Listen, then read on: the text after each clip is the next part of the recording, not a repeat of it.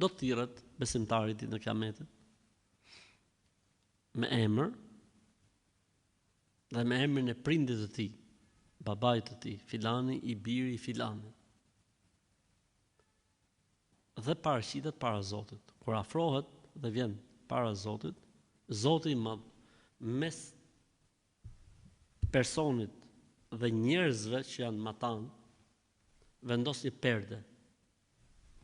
Dhe i thot Allahu, robim, thot po Zoti. A mën me në ditë që ke thonë x gjë? Thot po. A e mohon? Thot jo. Po në filan vend që ke bo x veprim? Thot po. Thot e mohon? Thot jo. Po që ke bo filan gjë. Edhe i përmend Zoti thot disa nga gjunat që ai ka bërë në këtë botë. Po të voglat, jo ato të rëndat. Tani njeriu thot në atë moment, thot hadithi, fillon dhe menon. Thot Zoti ma filloi me këto të voglat. Po kur të filloi Zoti im me të mëdhonjat, me të mëdhat. Thot Allahu xhalla xhelalu robim, ti kam fal gjitha. Dhe ti kam kthyer sevape. Kjo do të jetë trajtesa e besimtarit.